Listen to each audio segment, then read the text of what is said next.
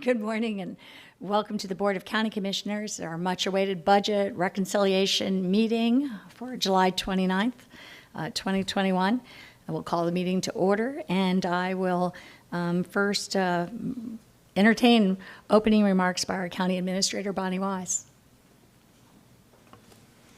Thank you, Commissioners, and good morning.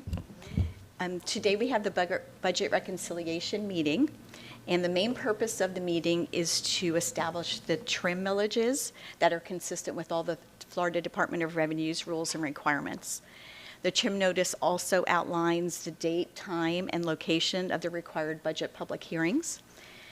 Before establishing those millages, we'll have public comment, and Kevin Brickey will give a brief description of the budget, and he's going to specifically focus on the questions that you asked at our budget presentation, as well as any changes that have occurred since the budget presentation and the various budget workshops. So not the full budget presentation, just some key highlights. He's also going to provide an overview of the commissioner items that you have flagged for consideration, and he'll discuss a few clarifications on some titles that weren't reflected in what was distributed yesterday. Staff has reviewed the list, and we believe it to be comprehensive and touches all areas of the community, from public safety, transportation, parks, arts, housing, nonprofits, and many areas in between. And these items will augment the county existing services and truly benefit the entire community. And although the numbers don't precisely match the revenue available, during August, we'll be able to review each item and more closely review if there's other revenue sources that may be more appropriate to fund the various items.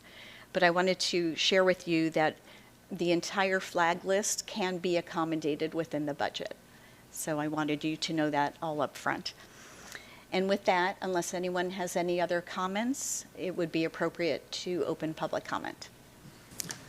And I'll open public comment, and I could do this later, but I just know that the staff has worked very hard, and Ms. Wise, Tom Fessler, Kevin Brickey, and so many others have worked with all the commissioners, and this has been, I think, for the new commissioners, they may not realize, but it's for me, been a really different process than I have seen before, and I really appreciate all the effort, work, transparency, and I think for all commissioners, the back and forth of this process. I think it's been very, very good. So I just want to especially thank you, Ms. Wise, and thank our budget staff for the work that they've done. Thank you all. And with that, we will go to our public comments. Anyone who wishes to speak will be able to do so by completing the online public comment form found in hillsboroughcounty.org Speak Up, and you'll be required to provide your name and telephone number in the online form. The information is being requested to facilitate the audio conferencing process. The chair will call on speakers by name in the order of which they have completed the public comment form. Prioritizations on a first-come, first-served basis. The audio call-in will be provided to participants that have completed the form after it's received by the county. All callers will be muted upon calling and will be unmuted in the submission order after being recognized by the chair by name. Up to 3 minutes are allowed for each speaker. When addressing the board, please state your name and speak clearly. And we'll move to this list. The first person is Meg Arms. Meg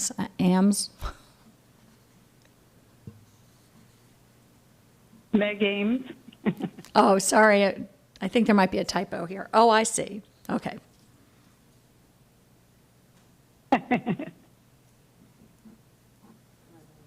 Go ahead. You're recognized. Yes, my name is Meg Ames, and I live in the Timber Lane subdivision. First of all, I'd like to thank the board for inviting the public to comment on the extension of the bike trail. It takes me like a mile to connect to the portion in the Timber Lane subdivision, which is great. It's awesome. I bike almost every day. I do like 22 miles, and it would be great for other people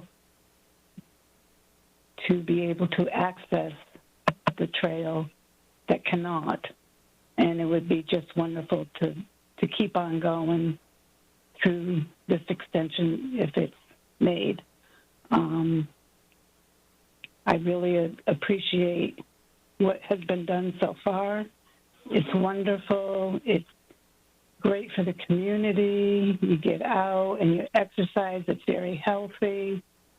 And this would be just great for everybody. Thank you. Thank you. Next is Sheila Rogers. Good morning. This is Sheila Rogers. I live in the Citrus Park area, and my husband and I have lived here since 2007, and we use that trail regularly. Excuse me, I'm getting emotional. I don't know why.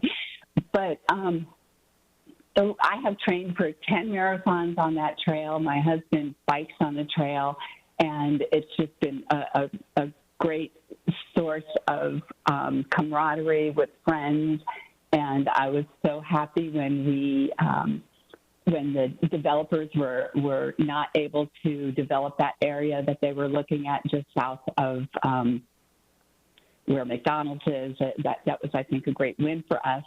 And I just know that this extension would be such a great addition to the trail the way it already is, and a real proud talking point for Hillsborough County. And also, my husband is a biker, and so he can ride from our house to the Upper Tampa Bay Trail. But when he wants to go north, he has to load his bike in his car and drive, and it would just be not just so much more convenient, which it would be, but also safer that he would just be able to go right from the south portion of the Upper Tampa Bay Trail to the northern portion, where he can go really far. And I think the northern portion is probably better for cyclists because there's not as many walkers and runners, and they can go really fast, which they do. And at the northern portion, it connects to then the northern portion of the Suncoast Trail, where there's hills and just more access to the kind of terrain that cyclists like. And it's great to connect two counties, two areas, and just provide this additional mileage for bicyclists, I think, to kind of free up the southern portion, the Tampa Bay Trail, for runners, walkers, the high school students that train out there. And I just really hope that we can make this happen. So thank you, and especially Pat Kemp, thank you very much for the developers not being able to come in and Thank you. Compromise the trail that we have. Thank you. Thank you. We'll move next to Dana Felice. Dana has not signed into the meeting, Madam Chair. I'm sorry? Dana has not signed into the meeting. Oh, thank you. We'll move to the next person, Gary Sasso.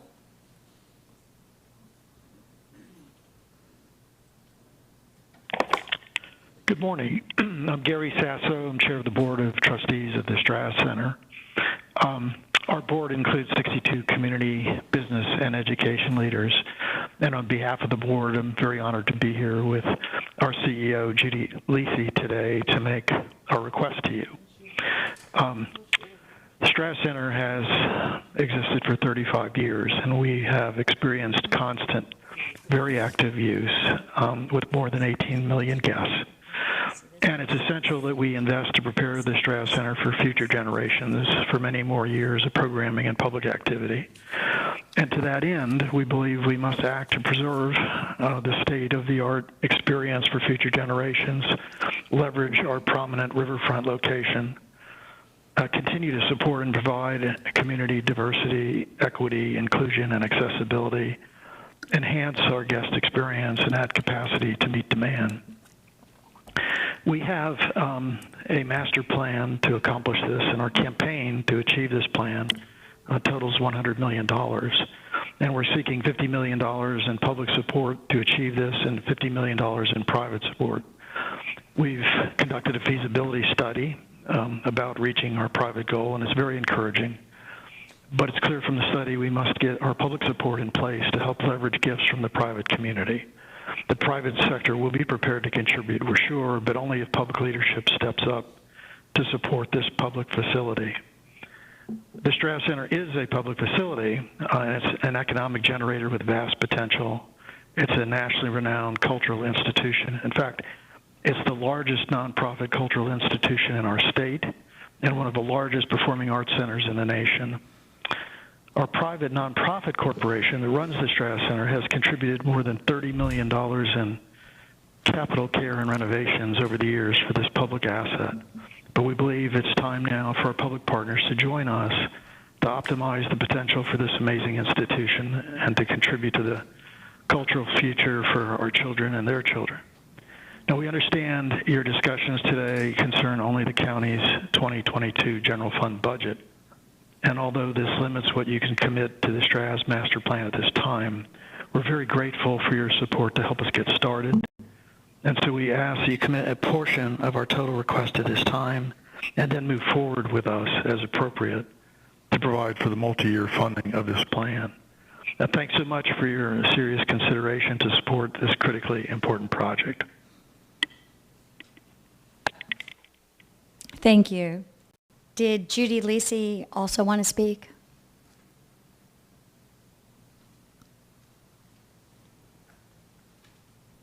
Yes, Commissioner, I'm happy to speak. I didn't know it was my turn, but thank you.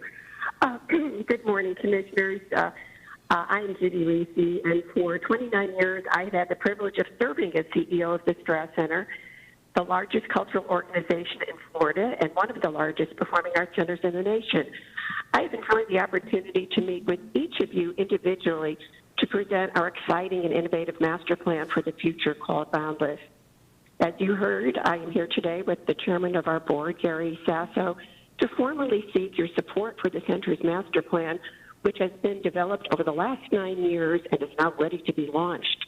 When our state-of-the-art three-theater performing arts center opened in 1987, it was the first major public-private partnership in Tampa and was created as an economic engine to establish Tampa as a world-class city and destination. Since then, we have served over 18 million guests from our community, country, and the world, and also added 2 more theaters, as well as the innovative and nationally recognized Patel Conservatory. We also stimulate $130 million of annual economic impact with a workforce of over 500. However, after 35 years, it is now an aging facility, and it is critical that we prepare the center for the future to meet our growth and expansion needs, as well as to provide accessibility to all. This exciting and innovative plan will open the center to the Riverwalk, provide a multi-purpose event center, and serve as a major regathering place for our entire community. The Strass Center is a major public facility, like our stadium, arena, and convention center. All these major facilities have undergone publicly funded renovations and upgrades. The Strass Center is actually older than all these facilities, and I hope you will agree it is the right time to support this important cultural space. Please know that this is the first time in the center's 35-year successful history that we have sought major public funding. We're using the original funding model of this public-private partnership with $50 million of public funding to be matched by $50 million from the private sector, which leverages those public dollars. The city will shortly be approving CRA funds of $25 million, and we are here before you to request that the county partner with the city to provide a commitment of $25 million over any period of time that will work. The Strass Center's Board of Directors, as you've heard, is committed to matching that public funding. Please know how grateful we are for any and all support you will provide, and know we will create one of the most exciting, innovative, and dynamic performing arts experiences in the entire country and the world. Thank you so much for all you do. Thank you. Debbie Voiles. Thank you. My name is Debbie Voiles. I was born in Tampa, and I'm the founder and director of Run Tampa, a club with 500 members. First, I want to congratulate you and those that sat in those chairs before you on the Upper Tampa Bay Trail. It is a masterpiece. But now I want to encourage you to finish the project, to connect the trail, to close the gap. It's just a 2-mile gap as the crow flies, and the community has been waiting for this for 10 years. Let's finish this masterpiece. This trail gets over 300,000 users per year. It's not hard to justify making it convenient to more. From watching these meetings, I know that it is a goal of this board to connect neighborhoods and parks, prioritizing fitness opportunities and safe movement between communities on foot and by bike. Closing this gap would connect the Keystone, Odessa area to the Carrollwood Citrus Park, West Chase area, making much easier public access to restaurants and retail in those communities. Please look at the Pinellas Trail. My friends and I go to the Pinellas Trail and park at one location, say Tarpon Springs, ride our bikes an hour, stop for breakfast in Dunedin, and head back. It would be equally possible to start in Clearwater and ride to St. Pete for lunch before returning. This connection would start us down the path to make such excursions possible in Hillsborough. And do you realize how much this would help with connecting schools? This segment would go right past Hammond Elementary and Walker Middle and make movement from there to the neighborhood of Sickles, Citrus Park, the Slam School, Sergeant Smith Middle School very easy. All those schools could easily access it, providing far more safe options for those students and their parents. Last, it's about connecting the larger community beyond Hillsborough County. Pasco and Pinellas are already connected to the Cross Florida Trail, but Hillsborough will never be until this gap is filled. Did you know that if we close the gap, it'll even be possible to ride from Citrus Park to the Pinellas Trail? Yes, because it will mean we can continue north onto the Suncoast Trail, which connects to the entrance to Starkey Park. Then you take the paved bike trail through the park to Starkey Boulevard, where there's a wide path separated from the highway, so very safe, and that takes you to Highway 54, where the Gap Trail starts, which Pasco completed last year, and that connects Pasco County to the Pinellas County and Pinellas Trail. If we close the gap, we too will be connected. Thank you. Thank you. Dave Petto.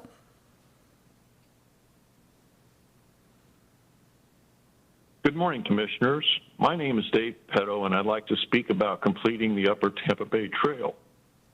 It was my pleasure to work for the citizens of Hillsborough County as a senior real property specialist in the Facilities Management and Real Estate Services Department. I was there for 16 years and retired 5 years ago.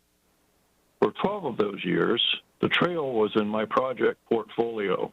It was gratifying to work on this linear park that is a crown jewel of Hillsborough County's park system. Since I've been retired, my son and I have ridden bicycles on the trail quite a few times, and it would be nice to see it completed. This trail corridor acquisition project originated in the Facilities Management and Real Estate Services Department in 1998. That's 23 years ago. And it's mostly complete, but one large section had always eluded our acquisition efforts. Parcel 106 is located north of Copeland Road, south of Cosme Road, and is about 4,000 feet in length. It lies on Folio 2512.0, which is currently being used as an equestrian recreation area, as well as the homesteaded residence of its owner. We tried for years to acquire parcel 106 and complete the trail, and when the owner chose not to grant the parcel to the county, we explored various alternatives. For years, we tried to think outside the box and come up with an alignment solution to no avail. Other challenges north and south of this property were dealt with and resolved, so this acquisition is the main impediment to the trail's completion. The owner of the property has owned and lived there since 1982. It's a beautiful place with a nice residence, lake and pasture, horse barn, outbuildings, and board fences where many horses graze and are ridden. Numerous white wooden fences cross property and divided into sections. The horses and their riders have the run of the place, and it's a quiet, peaceful country setting. The owner is a developer and expressed an interest in developing a private equestrian subdivision on the property. The trail parcel was to be the eastern half of the property and as unobtrusive as possible. Perhaps the dual uses could be compatible with each other. Of course, this would have to be acceptable to the owner. The owner has developed property located in downtown Tampa. CW's Gin Joint is a nostalgic and upscale establishment on Franklin Street, a block south of the Tampa Theater. The old Crest building is also in the owner's portfolio. Hopefully, it will one day be restored and repurposed. The owner is an asset to the community, and their plans for it would be a great addition to downtown. In view of all this, I'd like to make a proposal. Thank you. Thank you. Your time is County has up. named Thank some of its you. assets. Your time is up. Thank you. Thank you so much. George May.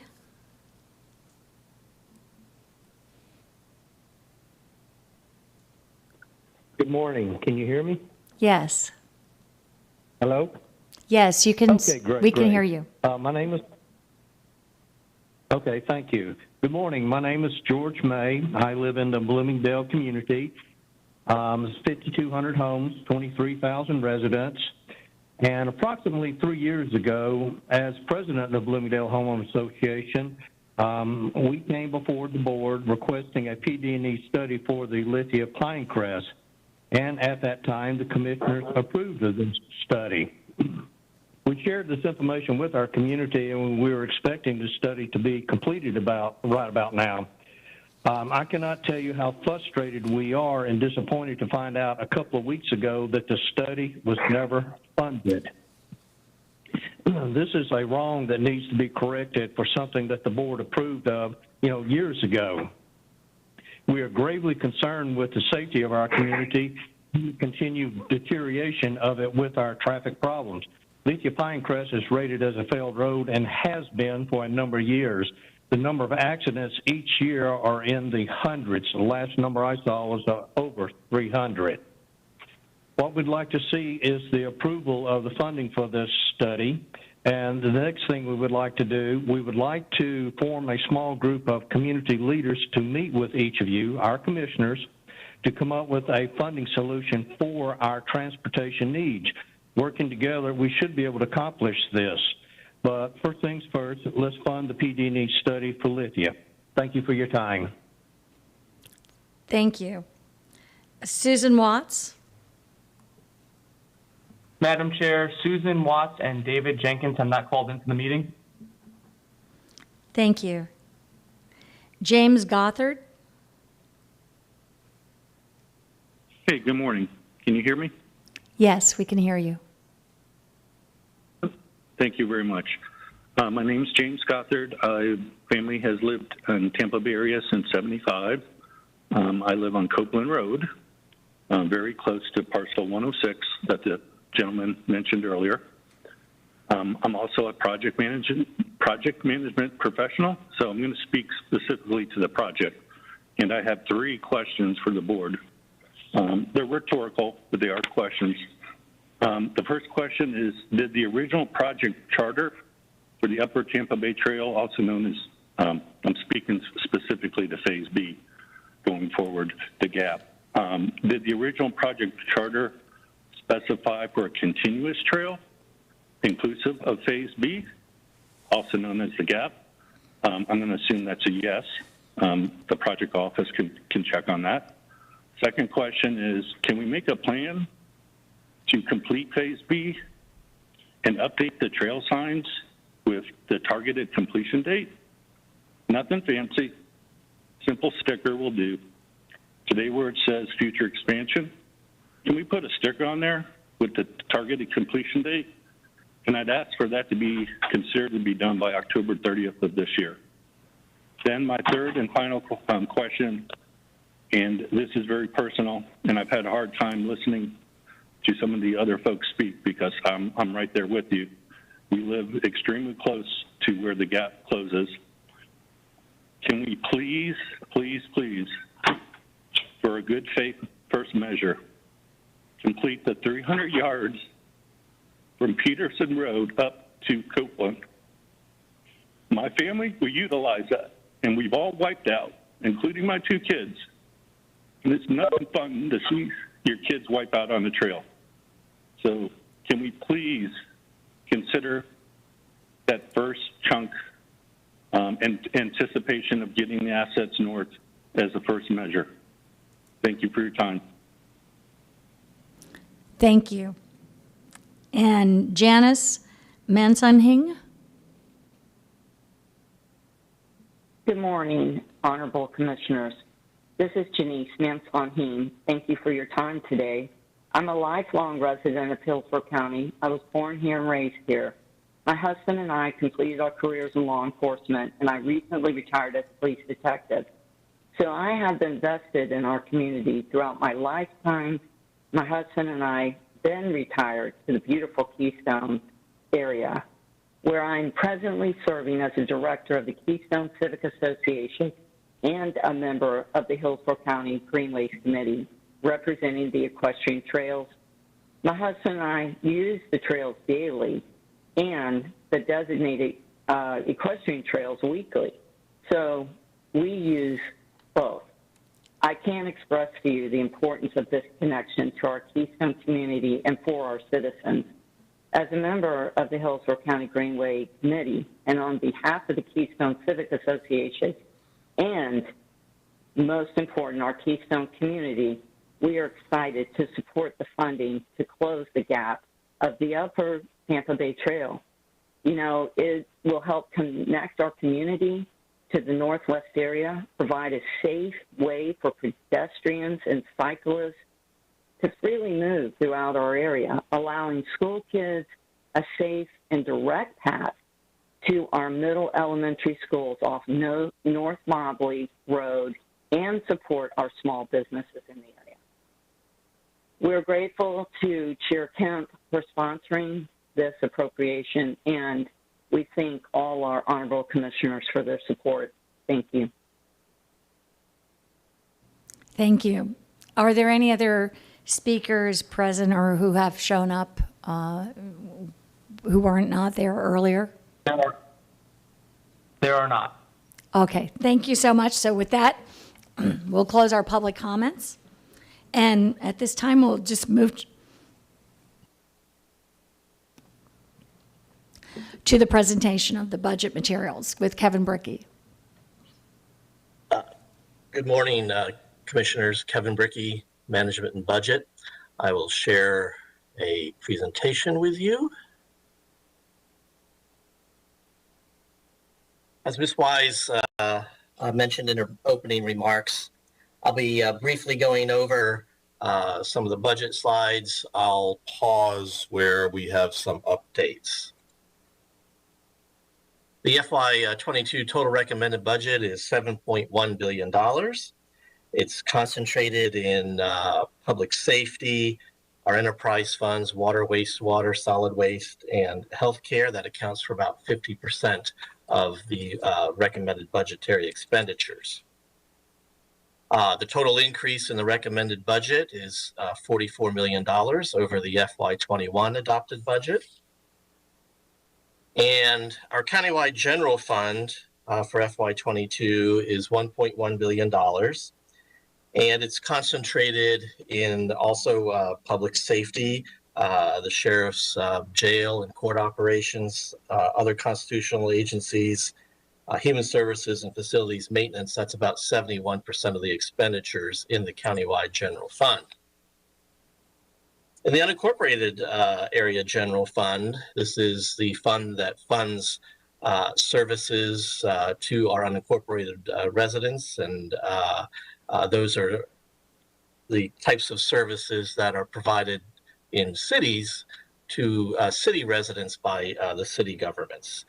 Here, about 73% of the unincorporated fund expenditures are in public safety, fire rescue, and also the sheriff for law enforcement and patrol purposes. Our general funds, we had some updates here. When we last talked at the budget delivery in June, we had from the property appraiser some estimated increases in our property taxable values and our property tax revenue of about 7.2%.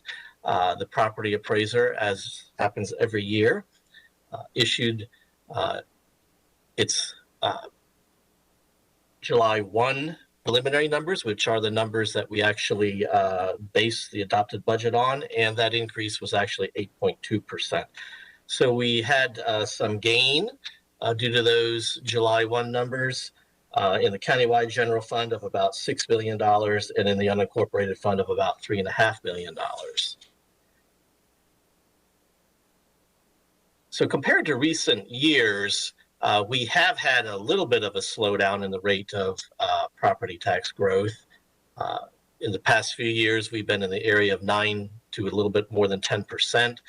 We did slow somewhat to 8.2%. It wasn't as big of a slowdown as we had anticipated due to the impacts of COVID. COVID certainly impacted sales tax revenue, tourist revenues, but so far has been a relatively moderate impact on property tax revenue, particularly as the housing market has remained quite strong. And that's illustrated in this graph during the June meeting where the county administrator delivered a recommended budget. We were asked, well, where is that growth coming from? And here we're looking at countywide versus the unincorporated area versus the 3 cities, incorporated areas. And this is the rate of growth in blue of residential property, which was more than 10% in all 3 areas, and non-residential, mainly commercial industrial properties, which was about almost 5.5 to 6% in the various areas. And looking at the actual growth for FY22 over FY21,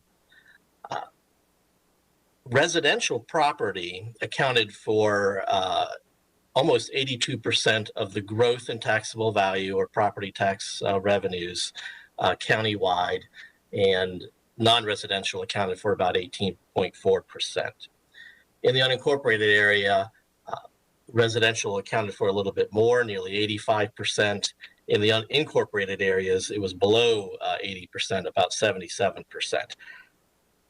That, I think, is what we would expect, as there's a larger concentration of non-residential type properties, commercial properties, industrial properties within the incorporated areas. But it's not a large difference. Looking at changes in the countywide general fund, this slide is unchanged pretty much from June, with the exception of the update of the ad valorem revenue, a little bit of update on fund balance estimates. And at the bottom of the slide, you'll notice the available revenue to be assigned is still $18.3 million, or available $18.3 million. That's $4 million over where we were in June. It's important to note that we have compensation increases in here. We have our constitutional officer increases, reserve maintenance. And one thing that's quite important when it comes to compensation increases, last year we had a increase in employee health care costs that the county absorbed. It was about 9%, about $5 million or so countywide, and $3 million unincorporated. We don't have an increase that we had to meet for FY22, either for the county's portion or employee portions. So part of the reason that we have the available funds that we have is we had good news on health care plan costs this year. Looking at the unincorporated area general fund, available funds, $6.9 million. That's $3.4 million more than we had in June due to the updates in the property values. One thing I would want to, or a couple of things I want to highlight here is we do have a fire station rebuild for Thanatasasa. We have transportation resurfacing and sidewalks. We also have, and it doesn't show up specifically on this list, the recommended budget does include one new fire rescue unit. These are looking at some of the additions in public safety, mosquito control equipment, the rebuild for the fire station, the new rescue unit again, some additions for transportation and parks, some land use studies, resurfacing and sidewalk repair, park site renovations, some improvements at All People's Life Center. We also have accommodated some additions for technologies and facilities. This would include cybersecurity improvements, infrastructure modernization of technology, equipment, and disaster resiliency, some enhanced funding for our financial system, and increased facility costs at our county facilities. We have some additions related to investing in people and partners, the compensation adjustments that we discussed, which is a general compensation increase, our increased funding for our constitutional partners, and importantly, diversity, equity, and inclusion initiatives.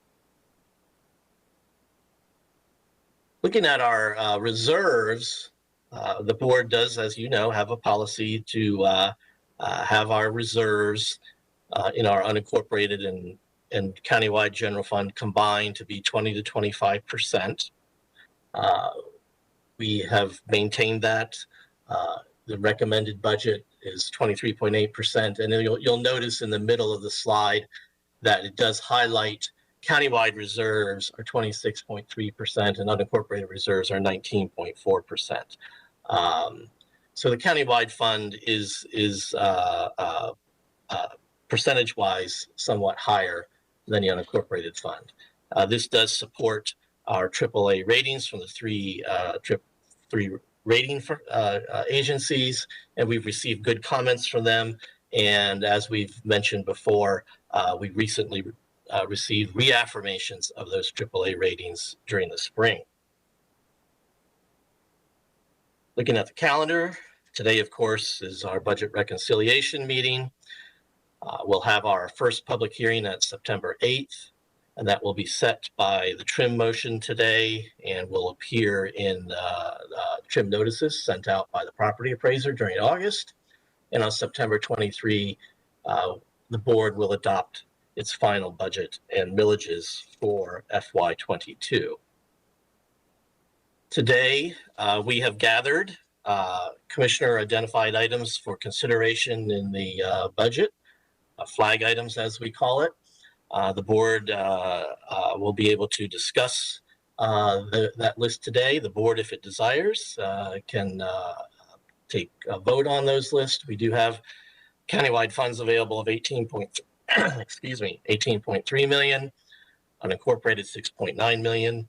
As Ms. Wise mentioned during her opening remarks, staff, we do believe we're able to accommodate those in the budget. As the board approves flags today, we would take that list and during August labor to find the best funding opportunities using restricted revenues first and report back to you at the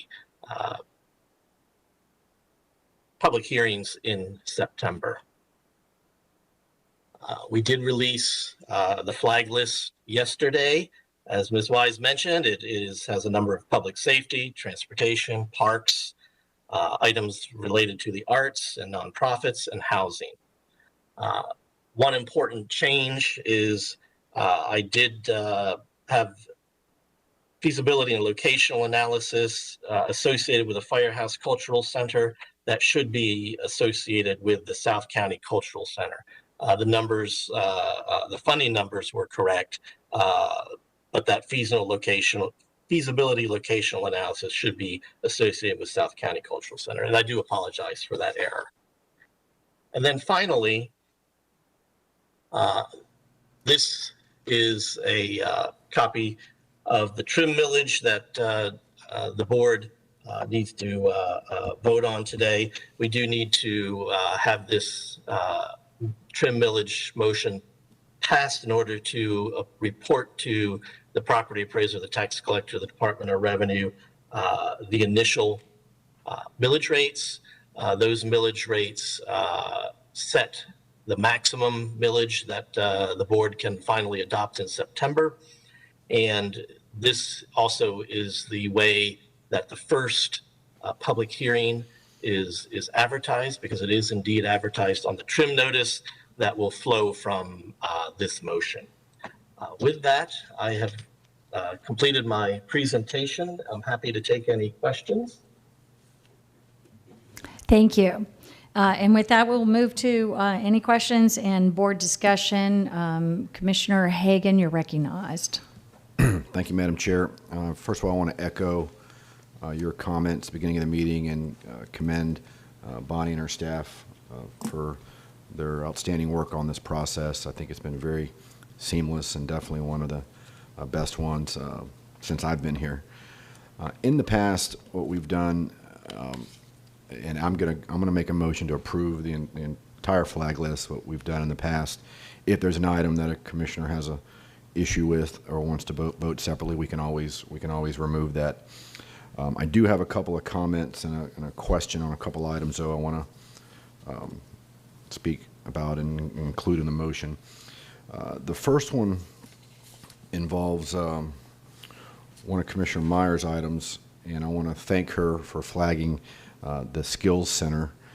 Don't know if other board members are very familiar with it. I learned about it. There was an article in the paper, in the sports section actually, a while ago, talking about the Toronto Raptors when they were here, and it mentioned the Skills Center as an organization that they donated. I think it was $400,000 to them. They do remarkable work with kids. It's in East Tampa. They want to expand with a goal of, I think, serving over 3,000 children. It's a very interesting model, and that they use sports as kind of a, I guess, the hook, for lack of a better term, to get the kids to come in.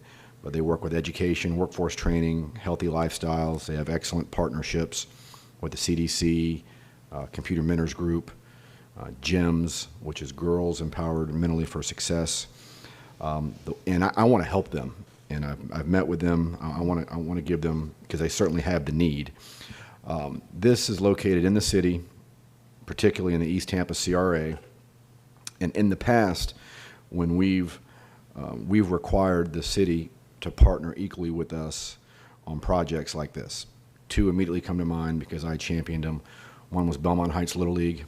The other was the Chinese drywall that decimated families in East Tampa. The county took the lead on these, but we did require the city to partner with us on that. And so I'd like that to happen if Commissioner Myers is okay with that. Again, I want to give them more money, and this is a way. I know the city, the East Tampa CRA, has the capacity, so I know they have the ability to, but I just kind of want to give them a little motivation to help these folks out even more. Are you okay with that?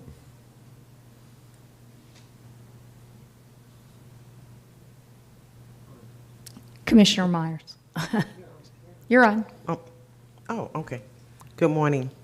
Thank you so much, Commissioner Hagan, for bringing this to our attention. Of course, we know that the Skills Center and the services that they are offering to the community, it is going to be a win-win for our community. I certainly support the partnership, and hopefully the City of Tampa will come on board with this. I do agree the CRA does have the fund, so I am in support of this project. Thank you. And again, I'm trying to give them more money. I would encourage all of you to familiarize yourself with the work they're doing. It's remarkable. And one other thing, and again, this is not really for today's vote, but I guess it's mainly just to direct it to staff. Again, typically when we do projects like this, we require there to be a public benefit above and beyond just the mission or scope of the organization. So assuming it gets approved, ultimately when the contract comes back, I would like our staff, whether it's, and you guys can figure it all out, whether it's aging services, social services, children's services, whether it's sports commission, being able to utilize the basketball courts for tournaments, needs to be a public purpose. You guys figure that out. I don't know what it is, but, and again, it doesn't need to be a part of the motion, but when we approve the money, ultimately a contract will come back, and that's when you have the fine points of that. So just put that on your radar, please. The second thing, and I want to commend Commissioner Kemp for flagging the Upper Tampa Bay Trail. Over the years, I've championed a couple of the connections, so I wholeheartedly support this item. I believe the $1 million that's been identified is for design. However, it's my understanding the ultimate cost is going to be probably closer to $7 million. So not asking for additional money today. However, I would like for us to continue this discussion when we, I guess it's in August, when we have the ARP discussion, because potentially we can maybe put a little bit more money toward it, because I would like to fund it sooner than later if we have the ability to do so, because we all know it's going to cost more than $1 million. I think that's just for design, and just want to do whatever we can to try and fast track that. I know in the past we had issues with unwilling seller, and I guess they're going to look at different alignments and stuff like that. So we'd just like to include that in the next, or when we have the ARP discussion. And with that, I'll make a motion to approve the entire flag list. Okay. We have a motion by Commissioner Hagan, a second by Commissioner Overman. And Commissioner Overman, you're recognized. Thank you. I too want to echo Commissioner Hagan's comments, as well as Commissioner Chair Kemp's comments. Sharpening the pencil is always an interesting exercise. And in this particular case, not only did we sharpen the pencils to get more money than we anticipated for targeting certain areas of our community that need emphasis and support, it was really great to see all of the commissioners come to the table with a variety of projects. Somehow I always think that we're going to go, okay, divide it up equally, who's going to get what? But that didn't happen this time, and that's actually coming out with a great outcome. But I do want to highlight on something that we heard from Kevin Brickey's presentation. The increase in the resources that are available, according to, I think, what I heard, and I'm willing to hear for clarification, the increases we have experienced was due to 85% of the increase in the tax revenue was due to residential increase. That means home values are up, but it also means that our community now has more to pay for home ownership, has a larger barrier to entry for home ownership. And that isn't just because we have higher mobility fees, it's because we have rents increasing at a rate of 20% or more in our community for market value rents. And we have, limited affordable housing, and we have economic crisis in a lot of our families in terms of our average AMI, or average median income in Hillsborough County. I would anticipate is probably lower than it was prior to the pandemic, which was really a problem. So part of the reason why I have 2 items on the list that really focus on addressing not only additional efforts towards increasing the supply of affordable housing in our community, also reaching out to our development community to get them, and our finance partners in affordable housing, to increase the supply of affordable housing for our community, to address that shortage that we have, and the fact that we've got even more of a shortage given increased values, but also to address the issue associated with the eviction crisis we are about to, well, it's already happening, but we're about to experience. As I mentioned, I'm getting emails and phone calls and messages from individuals who are seeing what I believe, honestly, is the equivalent of close to price gouging, but it's not, it's market values, where people are starting to get, when their leases are due, 20 to 25% increases in their rents. which basically displaces a large group of our citizens that are attempting to work. So the eviction diversion and state housing stabilization, item that I have here is to assist those individuals that are feeling that sticker shock that may be over the AMI that qualifies them for the dollars that were available to help with rental assistance, because those folks are out of the game. They have no help, and they're suddenly faced with $300 and $400 a month increases in rents at this point, which is literally destabilizing to our community. So that was part of the reason why my items were focused in that area, but also in other areas. As the Life Skills Centers is doing great work there, the Future Career Academy has a similar type of program where it really engages children and young people where they are, how to help them not only open their eyes to opportunities for employment in our communities, but also focuses on those students who may or may not be on the college track, and to giving them the opportunity to have a vision about what they could do and how they could be successful in our community. And they're using sort of a sports agent, where they're, the sign-up day kind of approach to reach young people from where they are. As I mentioned in many of my conversations with you about human trafficking, it is a challenge. And the care coordinating position is really to assist those victims that are working through the legal system and the associated challenges they have. So that effort there will help those individuals make a choice and to be successful as they protect themselves. I have Job Site Theater there because they were one of the first cultural community participants to be very creative about getting us an opportunity during the pandemic to to keep us having some entertainment. I happen to love live music. Theater is important to us, and they were very creative at being able to continue to provide entertainment in our community. But then also, as things started opening up ways to be able to provide safe opportunity, they worked very hard to make that happen, and I want to reward them for that process, separate from their ability to apply for grants. So this would be on top of any grant that they would apply through any of our Hillsborough County programs. The food community systems development process is really to address the fact that there's an opportunity for us to do several things. When we went through the pandemic, one of the things that we discovered is that communities didn't always have local food systems to be able to help them have access to healthy foods. There's been a lot of effort in that area, and yes, there are federal and state grants that are being applied for.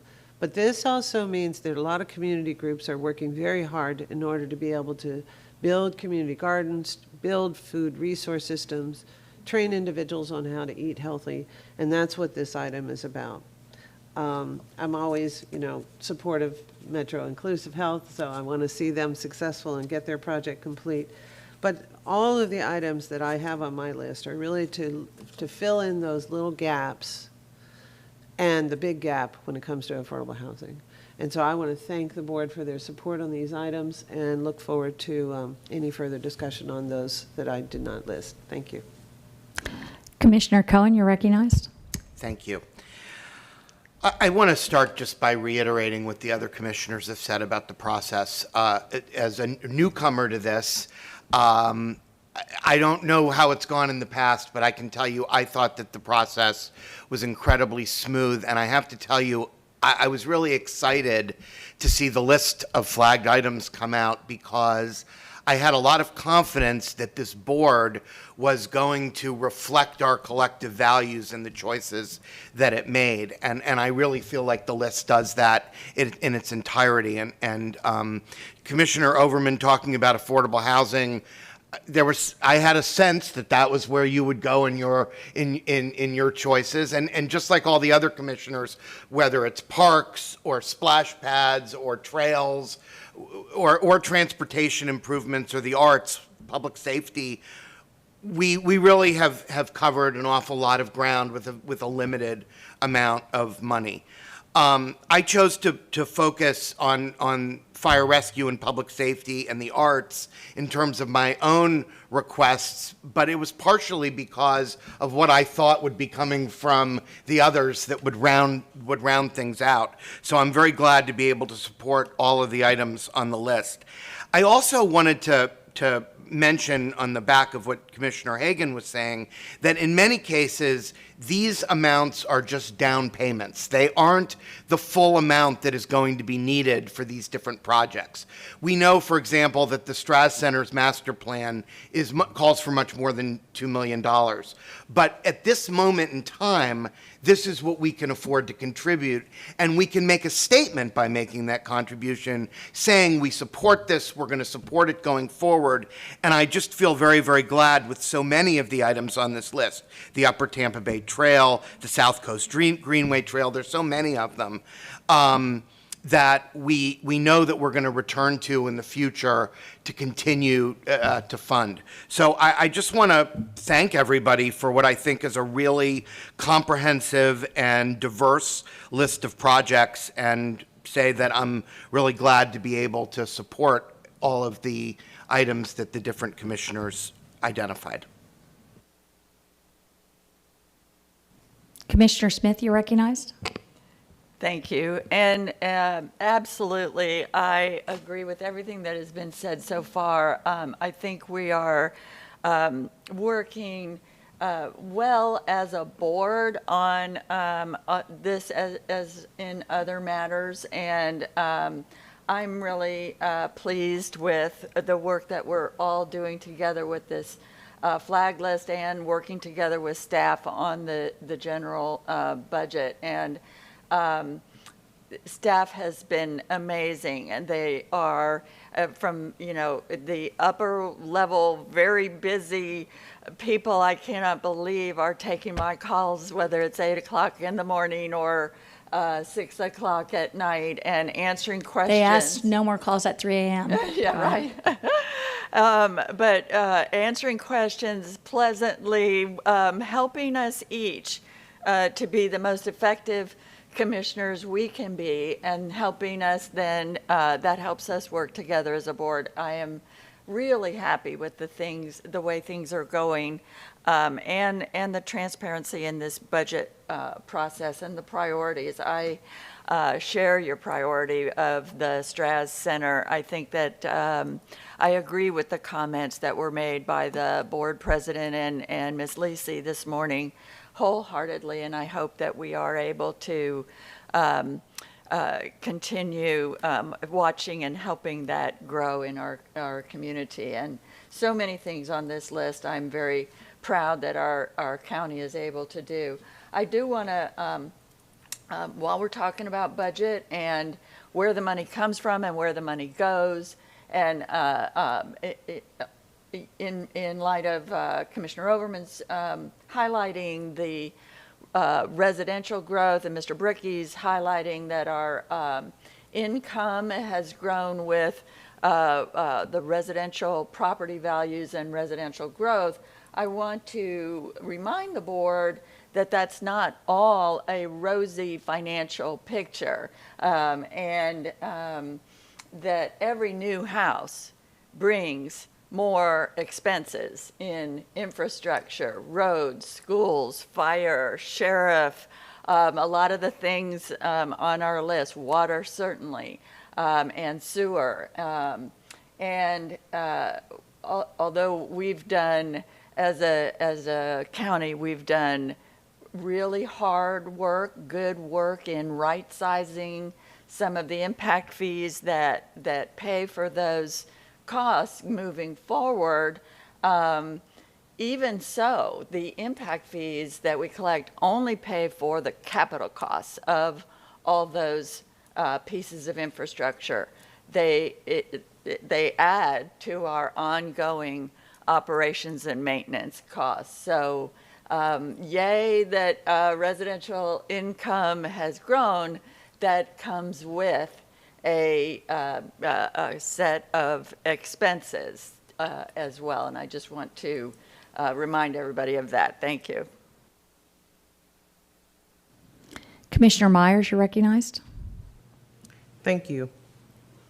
I'd just like to thank staff and Ms. Wise for her leadership with this, and I'm not going to repeat everything that's already been said, but as I had the opportunity to read my budget materials, I said, man, wow, what an educational experience to learn about the county's budget. Even though I worked here for 25 years, I did not have this side of the materials to understand really how the county's functioning. So I certainly appreciate that eye-opener and giving us the material so far in advance to fall asleep, wake up, and to continue to read.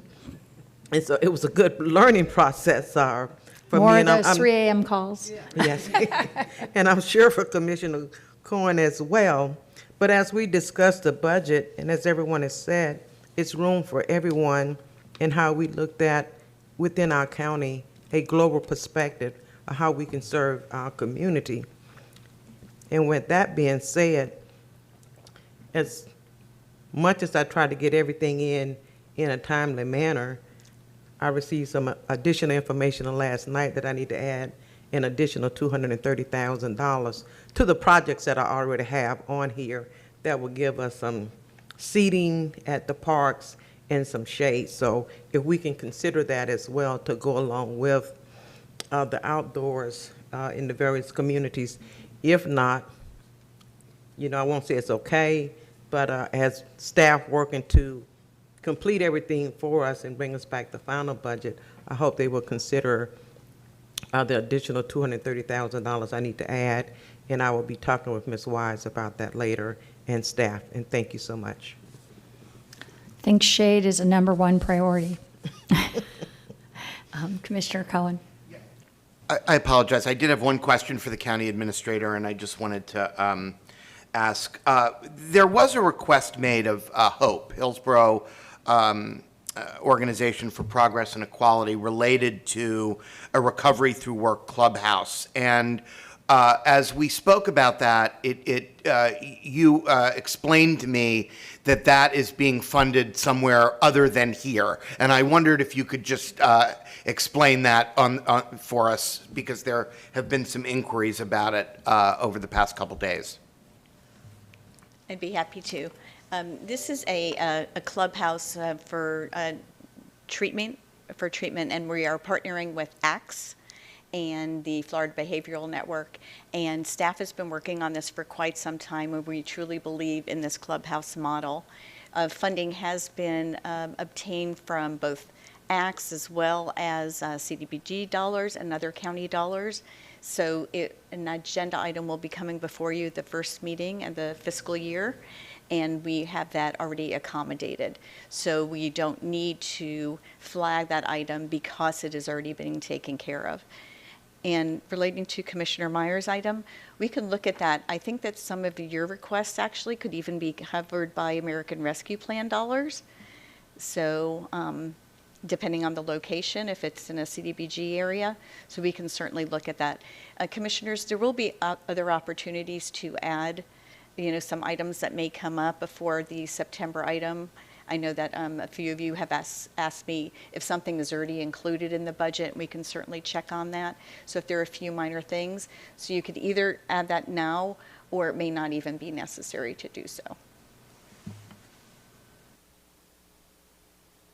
Commissioner Overman. Thank you. And I did want to bring that particular item up.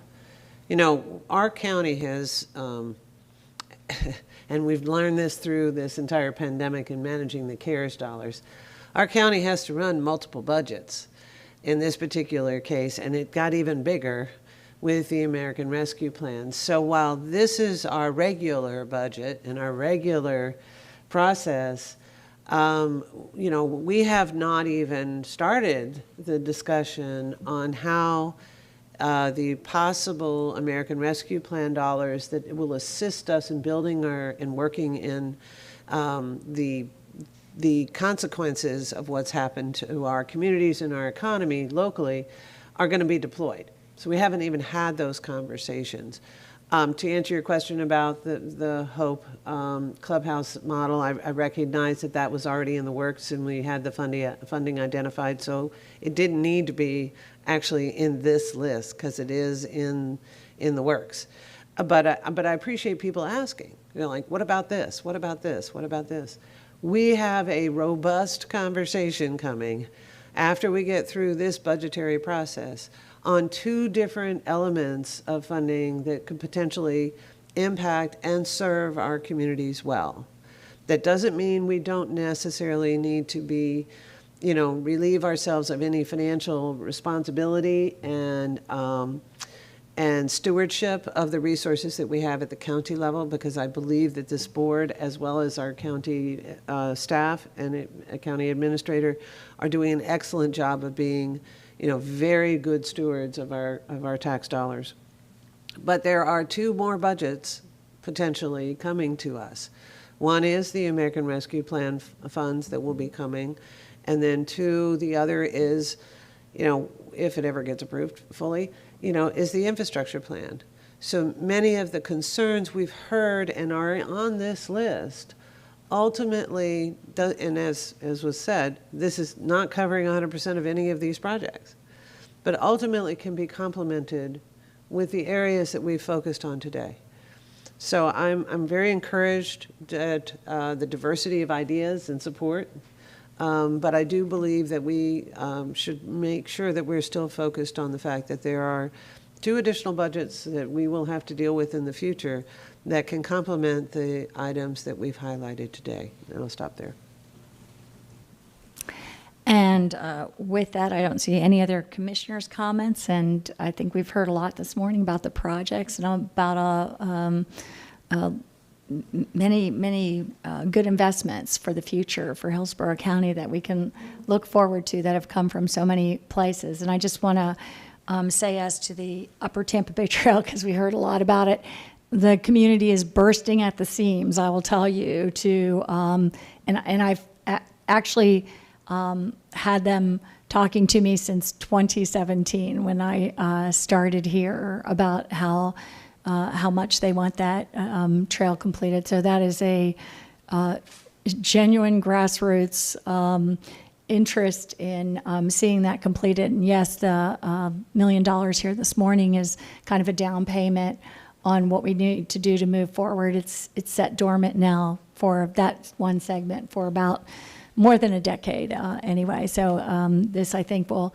start to move the conversation forward. And I don't think the community, as was stated, it's, and I like that term, a masterpiece, and that it's 300,000 people a year use the trail now, the #1 park amenity in Hillsborough County. So I think it'll be a great connector and a final piece when it does get finished. But this is just kind of the down payment to move forward on that. And with that, seeing no further comments by any board members at this time, please record your vote.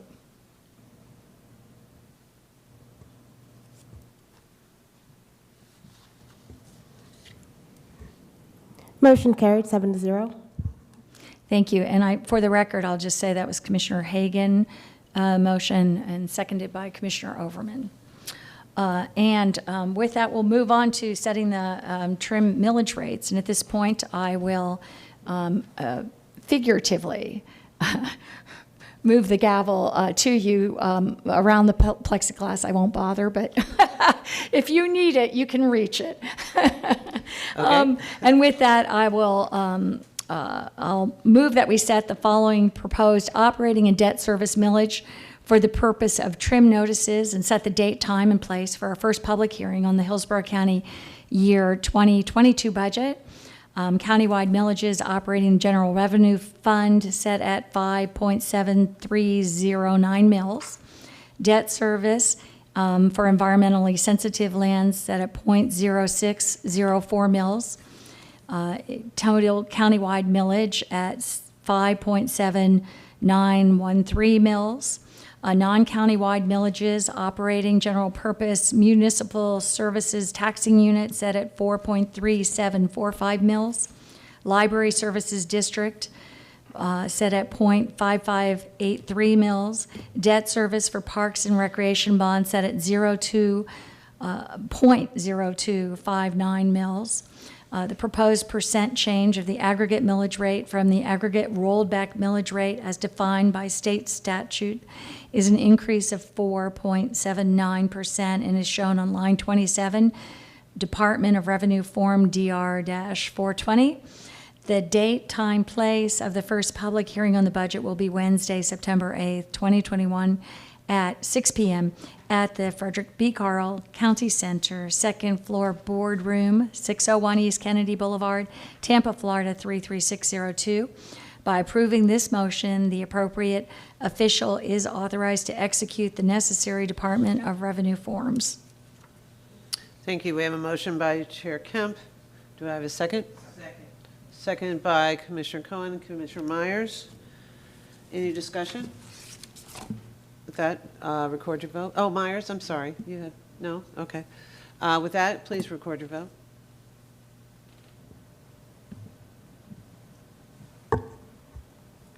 Motion carried 7-0. Chair? Thank you. I was waiting for it to show up on the screen. Thank you. With that, I think this has been a really good process, a good meeting, and not very prolonged as well. So good job, Ms. Wise, and we stand adjourned.